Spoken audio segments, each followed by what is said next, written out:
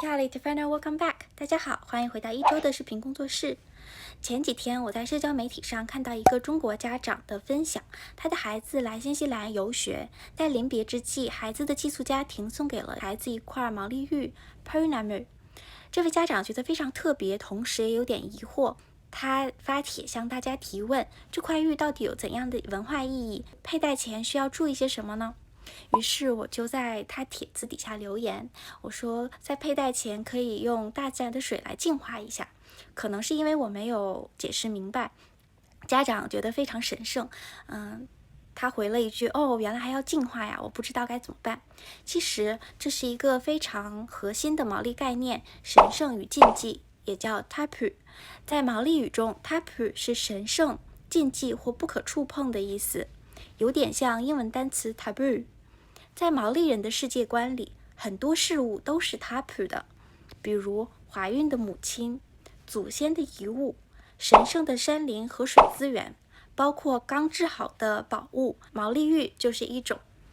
那这些东西之所以是 tapu， 就是因为它们带有祖先、自然与神灵赋予的精神力量，它们是神圣的，不能随便触摸、佩戴或者赠送。为了让这些宝物可以变得日常化，或者是解除它神圣的状态，那我们就要提到了，让原本神圣不可触碰的事物重新回归到可以日常接触的状态。在毛利人这世界里，最常用来净化或解除 tapu 的方法就是用自然中的水，比如溪水、河流、海水。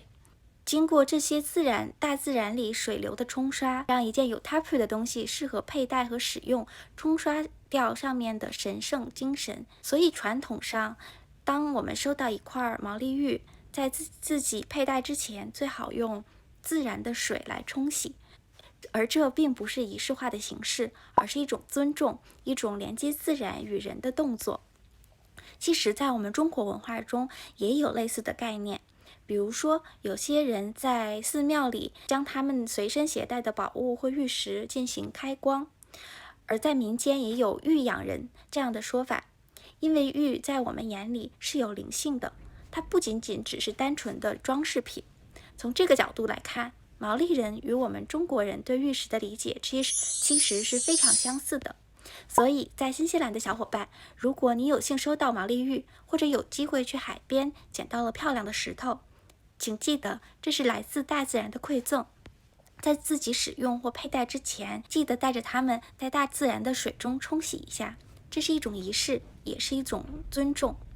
其实在毛利文化中， tapu 讲的就是人与人之间，包括人与自然之间保持界限、平衡。所以下一次当你看见有人佩戴着毛利玉，不妨也想一想，这块玉也许已经经历过一场进化的旅程，来到它现主人身边，而在它旅程的最后，终会以自然的形式回归大自然。那么以上就是这一期我想跟大家一起聊的关于 tapu 的内容。如果你也喜欢我的视频，欢迎点赞、收藏并分享给你的朋友。